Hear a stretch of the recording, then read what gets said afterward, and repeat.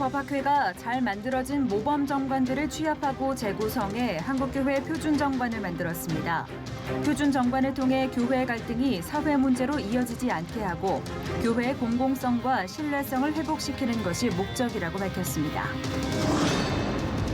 휴가철 신앙의 역사가 스며있는 우리나라 기독교 유적지 방문이 주목을 받고 있습니다. 경북 지역 최초의 교회인 대구제일교회는 130여 년 한국교회 역사를 고스란히 간직하고 있습니다. 베트남 안의 구타 문제로 결혼 이주 여성들에 대한 가정폭력이 사회 문제로 대두됐습니다. 교회에서부터 이주 여성을 존중하는 풍토를 만들어 우리 사회에 정착시키자는 의견이 나왔습니다. 여러분 안녕하십니까? C채널 매거진 굿데이 첫 소식입니다. 한국교회는 각 교회의 정관에 따라서 운영됩니다. 그러나 형식적인 정관이 많아서 교회에 분쟁이 생겼을 때 사회법으로 시비를 가리는 경우가 많아지고 있는데요. 이러한 문제를 해결하기 위해 표준 정관이 발표됐습니다. 변현준 기자가 보도합니다. 각 교회의 기본 규칙인 정관.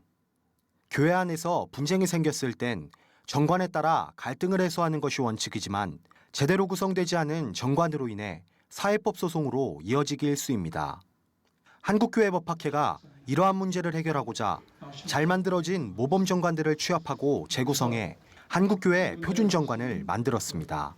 교회법학회는 교회의 갈등을 사회 문제로 이어지게 하는 것을 막고 교회의 공공성과 신뢰성을 회복시키는 것이 목적이라고 밝혔습니다.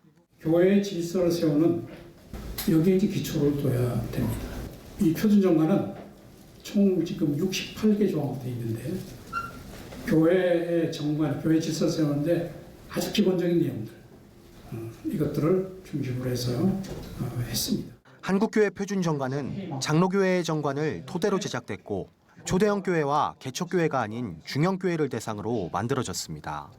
특히 교회 분쟁의 대부분을 차지하는 교회 재정 문제에 관한 구체적인 내용을 담은 것이 특징으로 꼽힙니다.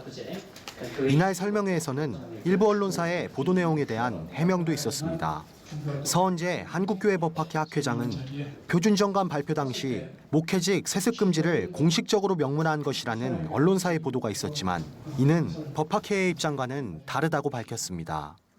한국교회법학회에서 낸 표준 정관에는 목회직 세습 이걸 금지하는 조항을 넣었다. 이래가지고 굉장히 이렇게 홍보하고 있는데요. 그렇지 않습니다. 한국교회법학회에서는 목회자 세습을 금지하는 표준정관 발표했다. 이렇게 하시는 것은 저희가 이제 말씀드린 의도하고는 좀 다르다 하는 것을 주기적으로 말씀을 드리고요. 교단과 교파를 초월해 완성된 한국교회 표준 정관. 여러 어려움으로 신음하고 있는 한국교회를 치유하는 데 사용되어지길 기대해 봅니다.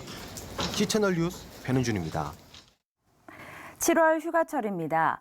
다양한 휴가 계획이 있으실 텐데요. 이번 여름엔 신앙의 역사가 스며있는 우리나라 기독교 유적지를 방문해 보면 어떨까요?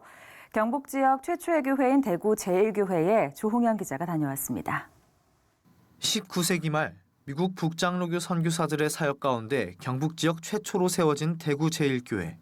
1893년 베어드 선교사와 아담스 선교사의 대구 개척 전도를 시작으로 1908년 두 번째 성전이 세워지면서 당시 지역사회를 섬기고 의료와 교육 사역을 통해 복음 전파의 끈을 강하게 붙잡았습니다.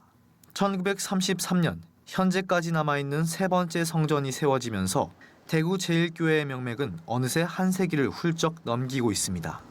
대구 제일교회는 일제강점기 민족 독립운동의 중심적 역할을 하기도 했습니다. 대구 제일교회를 심우하고 있던 이만진 목사와 성도 이갑선 씨 등이 독립운동을 주도하면서 지역에 독립선언서가 배포되고 교회를 중심으로 민족운동이 이루어질 수 있었습니다. 민족해방의 염원과 함께 신앙을 지키기 위해 감당한 모진 투옥 생활, 그리고 순교, 예수님을 먼저 알고 간 선대의 믿음이었습니다. 대구 제일교회의 당회록은 한국 개신교회의 가장 오래된 당회록으로 대구 경북 지역교회의 매우 중요한 자료로서 남아있습니다. 지역교회의 뿌리를 대구 제일교회의 당회록을 보고 확인한 예도 있고 당시 교회의 운영 방침도 찾아볼 수 있었습니다. 전쟁과 긴 세월 속에 비록 모든 자료가 남아있지는 않더라도 당시 교회의 모습을 확인하면서 오늘을 비춰볼 수 있다는 것입니다. 남산교회와 범어교회, 상동교회 등 30여 개 이상의 분립교회가 대구 지역교회를 통해서 개척돼 지금까지 이어져 내려오고 있는 점은 당시 모교회의 역할이 얼마나 중요했는지를 말해줍니다. 서울 이남 지역 최초로 진행된 1933년 전국 주일학교 대회에서는 3,000명의 성도들이 모인 귀중한 기록도 남아 있습니다. 임병규 대구 제1교회 장로는 이 교회를 통해서 대구 경북에 있는 모든 장로교회가 시작됐다고 볼 수 있다면서 신앙의 역사를 계속해서 보존할 수 있었던 것에는 온전히 하나님의 은혜가 함께했기 때문이라고 밝혔습니다. 임병규 장로는 교회가 교회로서만 존재하지 않고 병원과 학교, 복지시설을 계속 세우면서 민족과 함께하고 민족을 깨우는 역할을 했다는 것은 오늘날의 교회가 주목해봐야 할 점이라고 강조했습니다. 지금 현재 있는 모든 장로교회는 대구 제1교회의 아들교회고 손자교회고 정성자교회라고 생각하셔도 될 만큼 이 교회를 통해서 대구 경북에 복음이 뻗어나갔고 그 역할을 했는 곳이 이 대구 제1교회고 항상 민족과 같이 하였고 또 그러고 선교사들이 들어오셔가지고 너무나 힘든 이 조선의 현실을 보고는 미래를 보기 위해서 여기에 초등학교와 중고등학교와 또 뒤에는 대학교를 세우게 됩니다. 음악가 박태준과 현재명 등 한국에 걸출한 예술인들이 대구 제1교회를 출석하고 찬양대도 이끌면서 우리나라 음악계를 크게 발전시켜 왔습니다. 교회가 사회 안에서 뿌리를 내리고 가지를 쳐가면서 지역 문화와 정신을 크게 고양하고 사회 발전에 많은 영향을 줬다는 평을 받은 것입니다. 대구 관광명소 중 한 곳으로도 꼽히고 있는 대구 제1교회 역사관. 임병규 장로는 기독교 역사관을 통해 교회를 잘 알지 못하던 많은 사람이 이곳에 와서 민족을 위한 교회의 역할에 대해 더욱 많은 이해를 하고 그 가운데 예수님을 알고 가는 기회가 많이 생기길 바란다고 밝혔습니다. 대구 제1교회 이 기독교 역사관은 누구나 지나가면서 한 번쯤은 들어와 볼 수 있는 장소입니다. 그리고 외부에서 오시는 저희 성도님들도 많이 계시지만은 또 교회에 다니지 않으시고 교회에 대해서 전혀 관심도 없으신 분들도 이곳에는 들어오셔가지고 이 역사관을 보게 됩니다. 이 과정에서 이 교회가 했는 역할을 이분들이 보고 설명을 듣고 나면 이제 많은 분들이 이 교회의 역할에 대해서 감사하게 생각하고 그 힘들고 어려웠던 시기에 이 교회가 이 대한민국을 위해서 많은 희생을 하고 했던 그 부분에 대해서 많은 사람들이 같이 감동을 느끼면서 공감을 하고 있습니다. 신앙의 선조들이 지킨 믿음의 길, 그리고 지역사회와 함께 해온 발자취. 그것을 기억하고 다음 세대에 전달하는 일이 우리 세대가 해야 할 일이라는 제언이 이어지고 있습니다. 120년이 넘게 이어져온 예수사랑과 나라사랑, 그리고 복음 전파의 사명. 시대가 변하고 수많은 이름들이 지나갔지만 교회는 지금도 이 자리를 묵묵히 지키고 있습니다. C채널 뉴스 조홍현입니다. 대한예수교장로회 통합총회가 제104회기 정책협의회를 개최했습니다. 각 부서와 노회 임원 등 200여 명의 참석자들은 새 회기의 주제인 말씀으로 새로워지는 교회에 대해 공유하고 총회 발전 방안 등을 논의했습니다. 한편 논란이 되고 있는 104회기 총회 장소에 대해 리명석 총회장은 세문안교회에서 개회 예배와 임원 선거를 하고 회문은 영락교회에서 처리할 것이라는 계획을 밝혔습니다. 림 총회장은 김순미 장로가 소속된 영락교회에서 총회를 진행하는 것이 규정 위반이란 지적이 있었지만 총회 장소를 구하기 어렵고 이미 총대들이 영락교회 인근으로 숙소 예약을 마쳤기 때문에 불가피한 선택이라고 말했습니다. 그러나 편법과 불법이라는 비판이 수그러들지 않은 상태에서 영락교회 당회는 총회 개최를 불허하기로 결정했습니다. 예장통합임원회는 결국 한소망교회와 기쁨의 교회 등 제3회 장소를 물색하는 중으로 알려져 104회기 총회 장소를 둘러싼 진통이 계속되고 있습니다. 서울시 교육청이 서울시내 자율형 사립 고등학교 13곳에 대한 학교 운영 성과 평가 결과를 발표했습니다.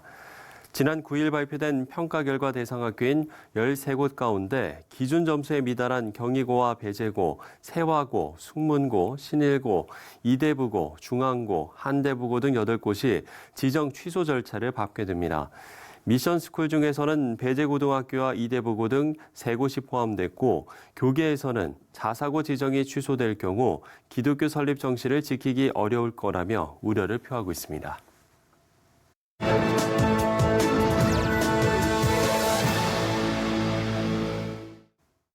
이번 주 독일 베를린에서는 통일 비전 캠프가 열리고 있습니다. 12일까지 진행된다고 하는데요. 네, 독일 베를린 비전교회 김연배 목사 전화 연결해서 관련 내용 들어보도록 하겠습니다.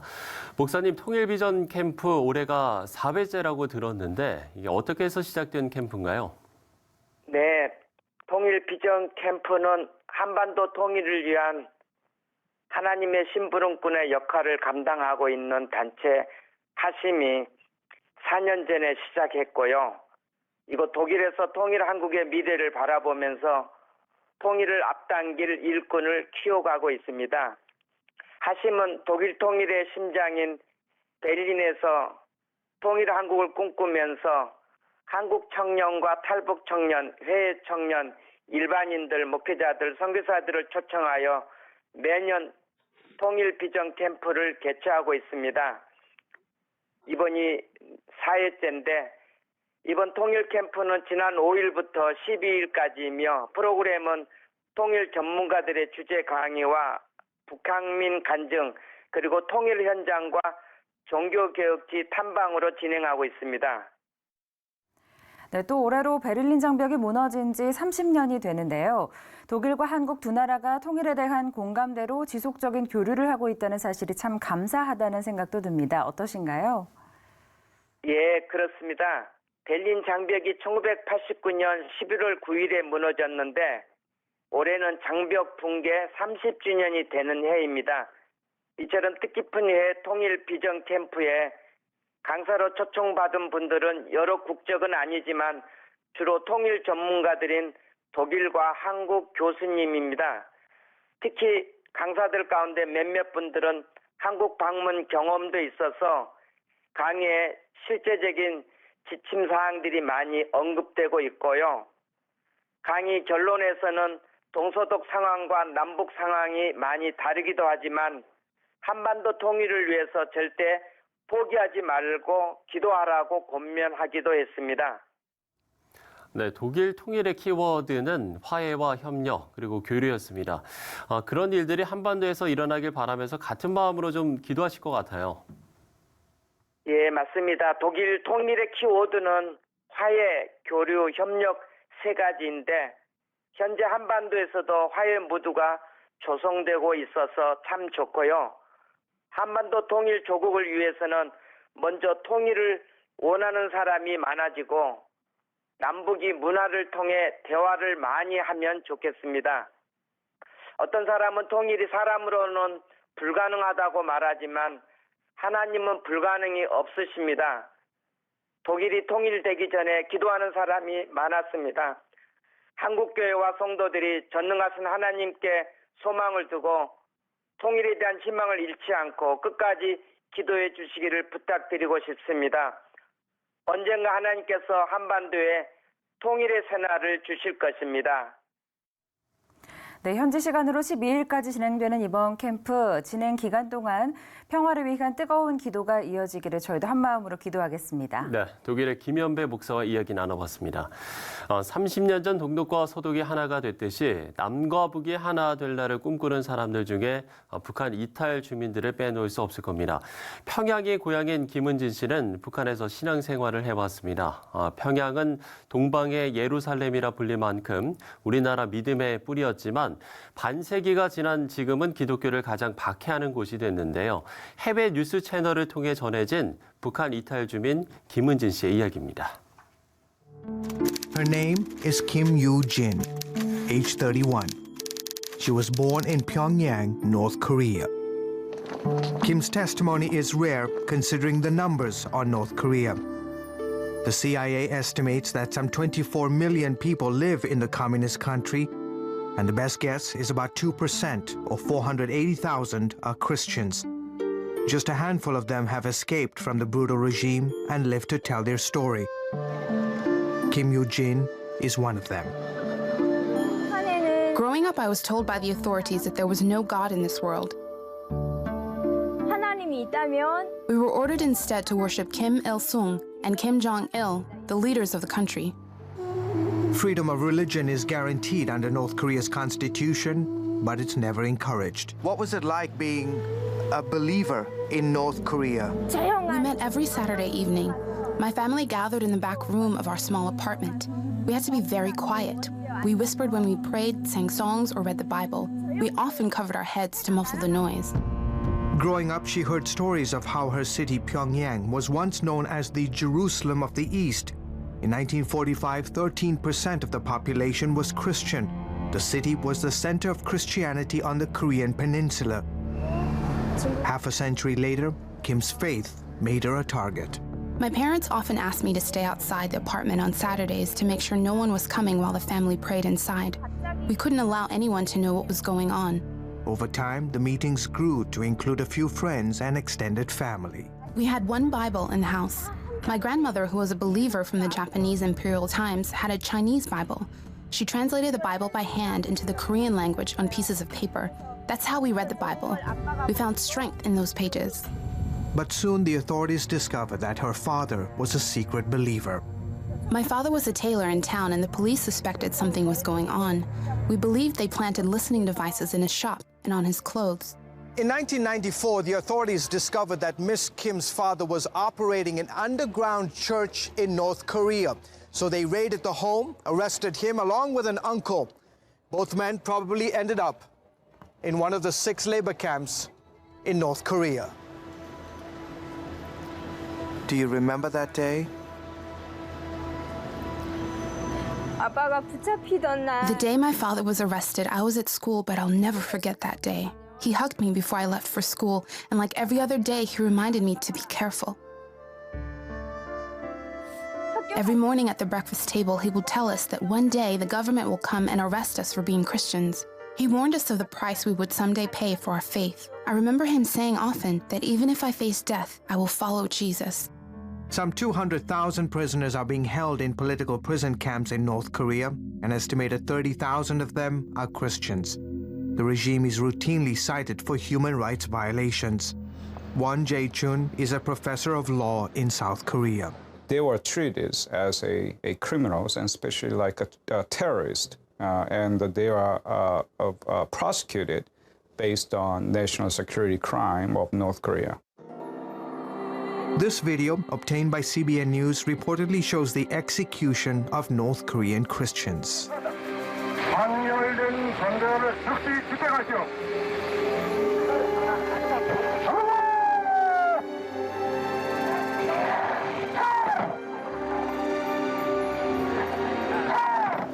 Do you think that your father is alive today? 전혀 없습니다. No. Everyone knows what happens when government agents arrest Christians in North Korea. They never make it out alive. 이 세상에 남아 있는 I know my father is in heaven. 위해서 이 북한을 위해 기도하고 계실 것 같아요. And he's praying for North Korea and my family.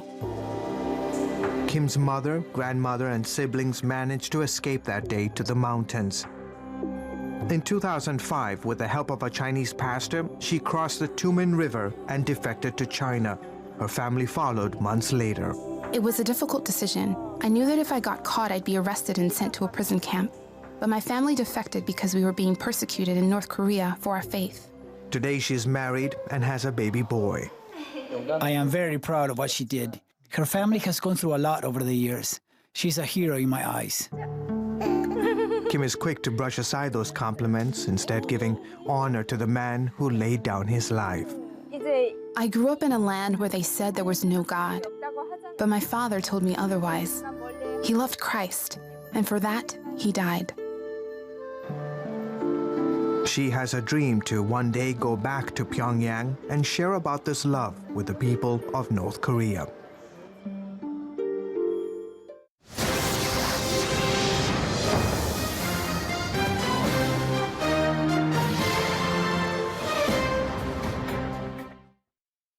2018년 통계상으로 현재 이주민 인구가 300만여 명, 그중 결혼 이민자는 15만 명이 넘는 것으로 나타났습니다. 네, 사실 통계에 잡히지 않는 수까지 생각하면 그 수는 더 많아질 텐데요. 이번 주 사회 뉴스를 뜨겁게 달군 이주 여성 폭행 사건 관련 이야기를 좀 짚어보도록 하겠습니다. 온누리 M센터 노규석 목사님 모셨습니다. 목사님 안녕하십니까? 네, 반갑습니다. 네, 반갑습니다. 자, 먼저 목사님 함께하고 계시는 온누리 M센터 어떤 곳인지 좀 소개를 해주시죠. 저희 온누리 M센터는 안산 지역에 있는데요. 네. 그곳에 있는 외국인들을 위해서 12개 국가별 예배 공동체를 또 저희 만들어서 섬기고 있고 네. 또 다문화 지역 아동센터와 다문화 평생교육을 통해서 교육과 의료와 법률 서비스를 이주민들에게 제공을 하고 있습니다. 예. 앞서서 저희가 이야기를 했습니다만 베트남 여성이 폭행을 당하는 장면이 이제 SNS를 타고 번졌는데 네. 뉴스를 좀 보면서 좀 남달랐을 것 같습니다. 마음이. 네, 먼저 너무 마음이 아팠고요. 예. 네. 특별히 가정폭력 문제는 우리 뭐 한국인 가정이든 다문화 가정이든 동일하게 우리의 삶을 또 아이들의 삶을 파괴하는 아주 큰 범죄라고 생각을 합니다. 그래서 이런 일이 다시 좀 벌어지지 않기를 기도하고 있습니다. 네, 센터에서도 이야기들이 나왔을 것 같습니다. 네. 이주민들의 반응은 조금 더 충격적이었을 것 같은데. 일단은 저희도 다문화 가정들이 여러 있어서 예. 나눠보면 마음이 아프다, 네. 또 안타깝다, 또 그런 의견도 있었지만 많은 분들은 뭐 한국인이든 외국인이든 좀 분노라는 감정이 네. 일어난다라는 그런 반응들이 많았습니다. 예. 그렇군요. 뭐 이번 베트남 여성 같은 경우에도 얼마나 좀 이런 일이 빈번했으면 네. 카메라를 좀 설치를 했을까 이런 생각도 좀 드는데 그렇습니다. 실제 그러면 이주 여성 가정 폭력의 실태 좀 어떻습니까? 네, 사실 국내 결혼 이민자 또는 귀화자는 약 32만 명 정도 된다고 합니다. 그중에 예. 한 80%가 여성입니다. 국제 결혼은 이제 여성이 훨씬 더 많이 있는 거죠. 근데 이제 다문화 가정 폭력 관련해서는 이제 작년에 경찰청에서 발표를 했습니다. 그래서 지난 5년간 통계를 발표를 했는데 예. 대략 한 3,000건 정도의 그 다문화 가정 관련 그 가정 폭력이 신고되었다고 합니다. 네. 그 얘기는 이제 하루에 거의 한두 건 정도의 가정 폭력이 특히 다문화 가정에 관련돼서 신고가 되고 있는 거죠. 그래서 생각보다 많다라는 것이 현실이고요. 뭐 가정 폭력은 뭐 한국인 가정만 아니라 다문화 가정들한테도 동일하게 굉장히 어려운 일입니다. 그래서 저희가 이 부분에서 관심을 많이 가져야 되는데 좀 처벌도 저는 강화돼야 된다는 생각이 좀 있고요. 반면에 네. 또 사전 예방 교육도 필요하다. 우리 여성들도 그렇고 남성들도 그렇고 남편들도 좀 사전 교육을 받아야지 네. 이것이 심각하다라는 것을 인지하는데 그런 부분의 교육이 좀 우리 사회가 더 없지 않나 그런 생각을 좀 하게 되었습니다. 네, 그 이번 사건의 경우에도 보면 그 폭행을 했던 남편이 평소에도 좀 소통 문제가 있었다 이렇게 이야기한 것으로 알려져 있는데 네. 사실은 이주 여성들의 문제도 그렇고 다문화 가정의 근본적인 문제가 소통 문제가 아닐까라는 생각도 네. 들어요. 어떤 어려움이 좀 있을까요? 아무래도 이제 한국어 능력이 부족하기 때문에 좀 답답함이 있죠. 그래도 이주 여성들, 특히 결혼 이주 여성들은 한국에 왔을 때 한국어를 배울 기회들이 좀 있습니다. 그리고 한국 특히 국적 취득을 위해서는 사회통합 프로그램을 해야 되기 때문에 그 네. 과정에서 언어와 또 한국 문화를 이제 배우게 되거든요. 예. 근데 이제 한편 남편들은 그런 교육이 하나도 없습니다. 네. 사실 우리 국제 결혼하면 부부가 서로를 이해해야 되잖아요. 그렇죠. 그렇죠. 한국 교회 같은 경우에도 뭐 결혼 예비 학교도 있고 예. 결혼 준비 과정에서 그런 교육을 받을 직접적이든 간접적이든 있지만 이제 국제 결혼 같은 경우에는 남편들이 그 아내들 또는 이제 국제 결혼하는 그 배우자의 문화나 언어에 대해서 이해가 전혀 없이 그냥 우리 문화를 배워라. 우리 언어를 배워라. 일방적인 요구도만 하죠. 그래서 네. 사실은 그 의사소통은 쌍방간에 이루어져야 되지 않습니까? 그렇죠. 그렇기 때문에 우리 결혼 이주 여성들이 한국어와 한국 문화를 배우는 것처럼 우리 남편들도 뭐 언어는 못 배우더라도 그 나라, 아내 되는 나라의 문화를 좀 배우려는 노력은 서로 피차간에 필요하지 않나. 그런 측면에서 뭐 혼인 신고할 때나 네. 예. 또는 국적 취득할 때 배우자가 그때 그 이제 우리 한국인 배우자도 좀 뭐 단 몇 시간이라도 상대방에 대한 문화를 배울 수 있는 그런 사전 예방 교육이 좀 필요하지 않나 생각을 합니다. 그렇죠. 네. 그런 부분들도 좀 생각을 해봐야 될 것 같고요. 네. 그런가 하면 뭐 저희가 앞서서도 좀 이야기를 했지만 사실 이게 좀 드러나지 않는 부분들도 많을 거 아닙니까? 네. 이게 좀 실태 조사를 그럼 다 할 수가 있을까 이런 생각이 좀 들거든요. 현실적으로는 좀 어렵습니다. 뭐 정부 차원에서 물론 경찰청에서 이렇게 일어난 거 신고 들어온 것만 조사하기 네. 때문에 예. 또 가정에서 이루어지는 거는 다문화 가정뿐만 아니라 한국인 가정들도 노출하지 않잖아요. 우리가 네. 좀 수치 또 명예 문화가 있기 때문에 그렇죠. 그래서 가정의 일들은 대부분 숨기기 때문에 실태 조사는 어렵습니다. 네. 그러면 지금 현재 실태 조사는 어떤 형식으로 좀 어떤 방식으로 이루어지고 있는 건가요? 사실은 이제 이렇게 저희처럼 다문화 센터나 예. 또는 이제 안산시 같은 경우에도 그 다문화 본부가 있습니다. 그래서 상담도 계속 이루어지고 있고 법률 예. 상담, 개인 상담도 이루어지는데 그런 걸 통해서 간접적으로 이제 뭐 전체 통계를 잡을 수는 없는 상황이고요. 사실은 이제 특별히 국적 취득이 안 된 상태에서 이런 여자분들이 네. 이런 폭력을 당했을 경우에는 법적인 보호를 받기가 굉장히 어렵습니다. 그렇겠죠. 네, 그래서 그런 부분에 대해 저희가 좀 지원이 필요하다는 생각이 들고요. 그래도 경기권은 이렇게 지원을 받을 수 있는 그런 우리 센터라든가 네. 또 정부 기관들이 있고 상담소도 많고 예. 그러나 이번 사건이 있었던 이제 전남 영암에서 네. 이렇게 일어났는데요. 지방에 내려가면 내려갈수록 외국인 여성들이 도움을 받을 수 있는 어떤 지원을 받을 수 있는 곳이 전혀 없기 때문에 네. 좀 고립되어 있는 경향들이 많이 있습니다. 그래서 사실은 지역에 교회들은 다 있잖아요. 농촌에도. 네. 좀 교회들이 이런 여성들을 도와주는 도우미 역할 또는 지지 역할, 지지자 역할을 좀 해주면 좀 예방도 할 수 있고 예, 또, 예. 또 팔로우업도 할 수 있지 않을까 네. 그런 생각을 하게 됩니다. 네, 교회가 또 역할을 해줄 수 있지 않을까라는 생각을 네. 또 나눠주셨고요. 사실 저는 이번 영상을 보면서 그 옆에서 울던 아이가 참 마음에 걸렸거든요. 그렇죠. 사실 이게 이주 여성들의 문제, 나아가 다문화 가정의 문제는 결국에 자녀 문제로까지 이어지는데 네. 좀 자녀들을 좀 도울 만한 방법은 없을까요? 사실 우리 다문화 아이들이 한국에서 아빠는 뭐 한국인 또는 엄마는 외국인 또 반대인 경우도 많이 있는데요. 예. 사실 한국 그 학교 또 유치원 때부터 좀 차별을 당합니다.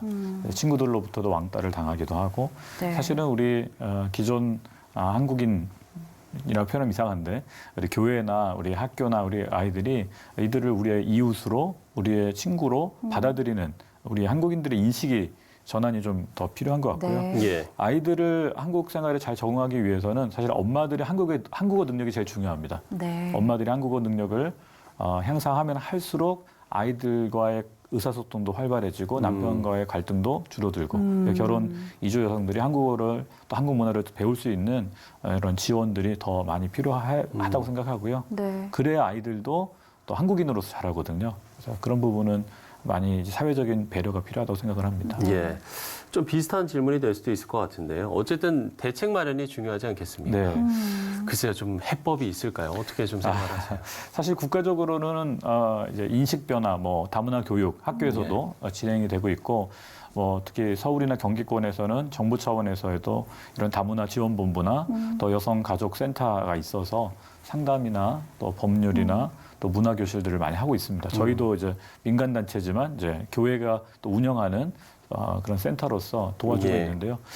이런 단체들이 좀 많아져야 됩니다. 네. 사실 한국 교회가 5만 7천 개의 교회가 있지만 외국인들을 위한 이주민 교회와 센터는 한 600개 정도밖에 없습니다. 네. 그러니까 굉장히 적죠. 그래서 사실 외국인들이 점점 늘어나는 상황에서 예. 교회가 선교적인 목적도 있지만 또 사회 통합의 차원에서도 또 이주민 선교센터들을 조금 더 다양화하고 또 다문화 아이들을 위한 그런 지역아동센터 또는 다문화 평생교육원 이런 쪽의 사역들을 저희가 더 교회 차원에서 확대한다면 안전망을 네. 더 만들어갈 수 있지 않을까. 정부만 의지하는 거는 좀 힘들고요. 우리 교회가 많이 나섰으면 하는 바람입니다. 네. 예, 교회의 역할까지도 말씀을 해주셨습니다. 네.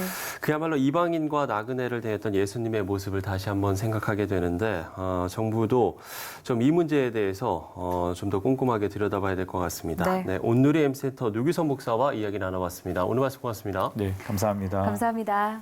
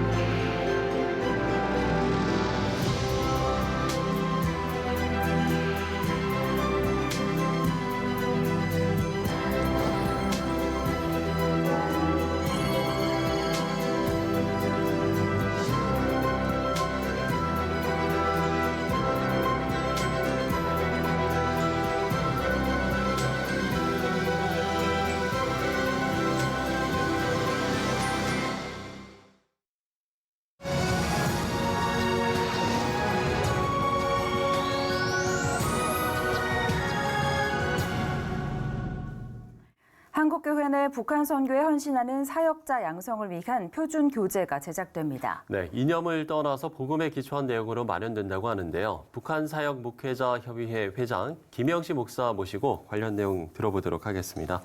목사님 안녕하십니까? 네, 안녕하세요. 네, 반갑습니다, 목사님.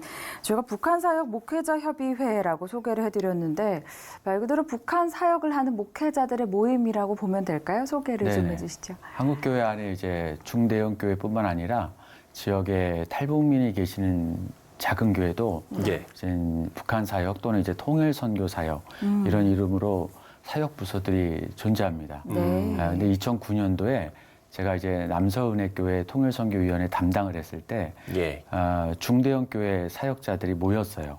처음으로. 그때 모여서 이제 탈북민 사역에 대한 좀 방안을 얘기하고 초기 탈북민 사역이 이제 재정 지원 위주로 갔기 때문에 문제점이 많았거든요. 그거를 중대형 교회가 이대로 방관하면 큰일 난다. 그래서 진짜 복음으로 어떻게 이분들을 양육하고 지원할 것이냐.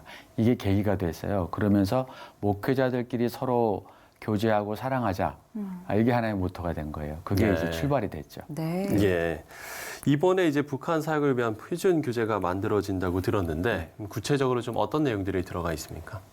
우리 목사님들이 이제 경험이 많다 보니까요. 해외 뭐 탈북민 구출, 또 탈북민 정착, 그다음에 그 외에도 수많은 북한 사역 분야에 많은 경험이 있는데 교회에서 강의를 하는 경우가 많아요. 그런데 그러다 보면 진보, 보수, 꼭 이렇게 정치 담론에 통일 문제, 북한 선교 문제가 함몰돼서 이게 그냥 좌우로 나눠지는 거예요. 이 예수님의 몸인 교회가 왜 선교, 북한 선교, 통일을 위해서 준비하는데 도대체 왜 이렇게 나눠져야 되느냐 이런 이제 반성도 많았고 그래서 이거를 어떻게 하면 우리가 좀 정말 섬길 수 있을까 생각을 하다가 하나님이 우리들한테 이제 지혜를 주신 것 같아요.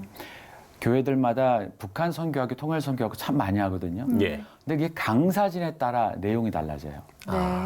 그러다 보니까 그러면 어차피 교회 내에서 헌신자들을 발굴하고 주변에 탈북민 때문에 시작되는 교회가 있다면 그분들을 위한 표준적인 내용을 하나 만들자. 그거를 성경적 입장에서 한번 재구성해보자. 그게 이제 계기가 돼서 진행을 하게 된 거죠.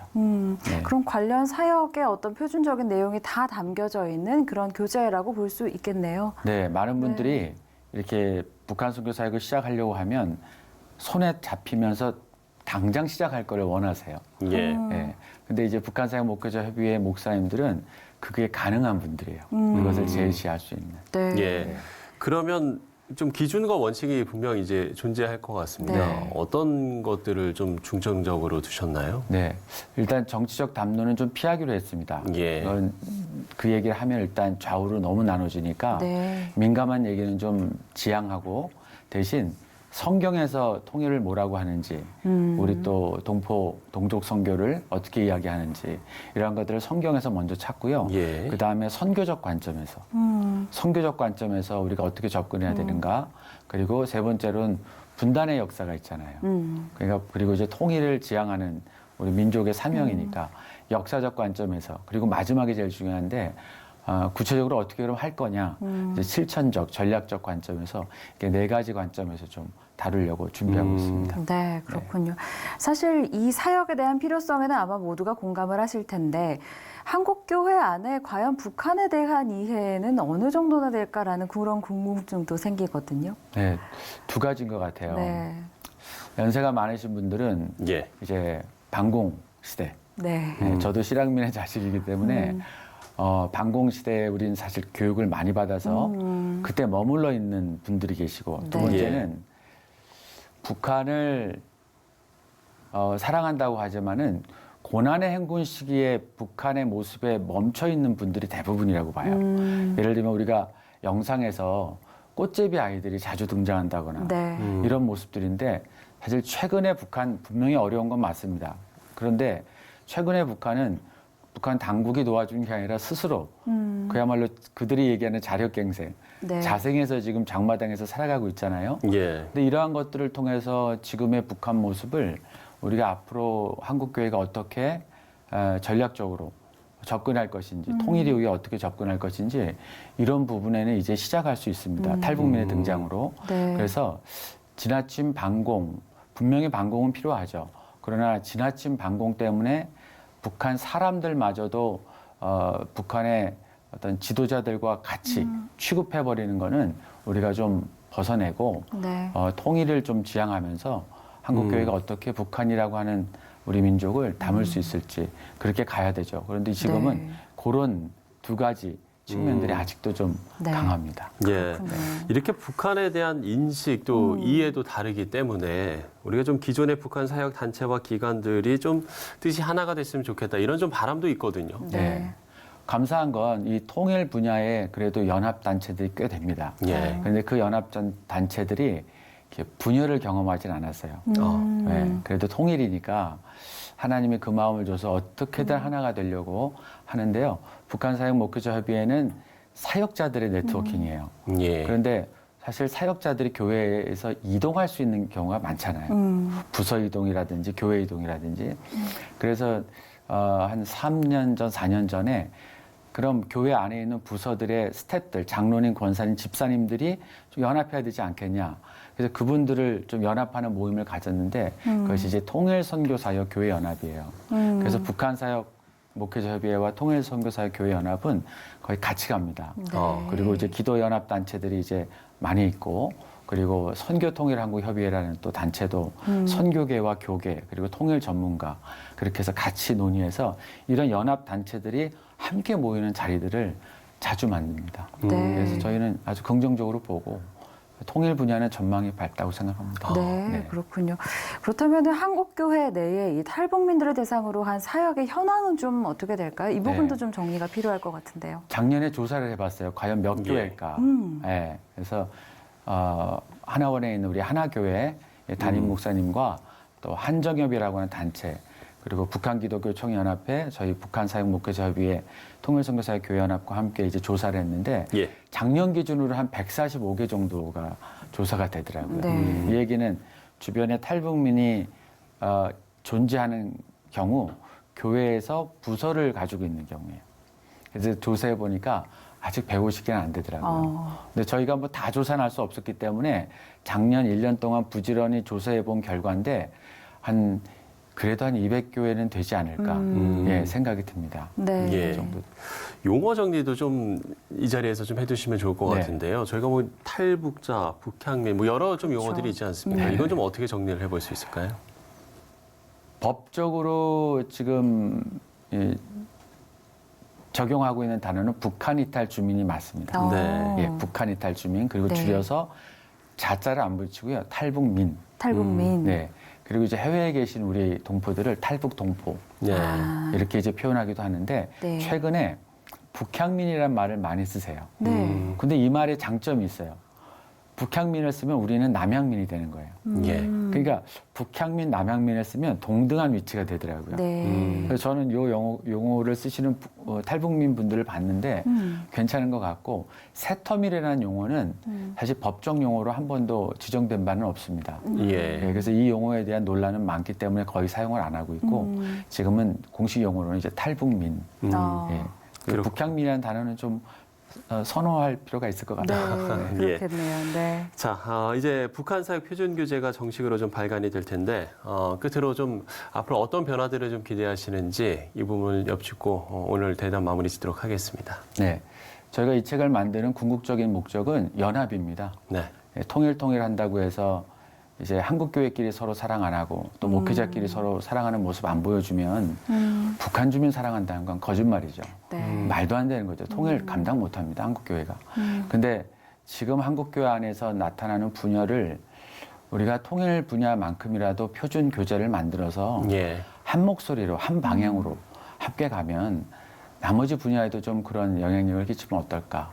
네. 그런 소망을 갖고 있고 그리고 한국교회가 이 민족을 살린다고 기도는 하는데 정말 통일에 대한 관심을 갖지 않으면 실제적으로 손에 잡을 수 있는 민족 살리는 건 별로 없습니다. 네. 복음을 어디서 보여줄 수 있느냐. 통일과 그리고 우리 탈북민 그리고 북한 주민들 그리고 마지막으로 북한 주민들과 함께하는 열방선교 여기까지 가야 이제 한국 교회가 정말 하나님이 주신 사명 감당할 수 있으라고 봅니다. 네. 그런 차원에서 이번 표준 교재가 연합을 이루는 조그만 공헌을 했으면 하는 바람이 있습니다. 네, 그렇군요. 마지막으로 연합이라는 또 키워드를 던져주셨는데요. 네. 통일에 대한 필요성 우리 한국교회가 계속해서 말하고 있지만 과연 우리가 어떤 모습으로 통일을 향해 나아가고 있는지 좀 점검해 볼 필요가 있을 것 같고요. 그렇습니다. 아울러서 탈북민 사역도 어떻게 진행되고 있는지 이 기회를 통해 좀 점검하는 계기가 됐으면 좋겠다는 생각이 듭니다. 자, 북한사역 목회자협의회 회장 김영식 목사와 이야기 나눠봤습니다. 오늘 말씀 오늘 감사합니다. 수고하셨습니다. 네, 감사합니다. 한국교회 법학회가 잘 만들어진 모범 정관들을 취합하고 재구성해 한국교회 표준 정관을 만들었습니다. 대한예수교장로회 통합총회가 제104회기 정책협의회를 개최했습니다. 서울시 교육청이 서울시 내 자율형 사립고등학교 13곳에 대한 학교 운영성과 평가 결과를 발표했습니다. 가정폭력의 고통을 겪는 결혼 이주 여성을 보호하기 위해 교회가 나서야 한다는 의견이 나왔습니다.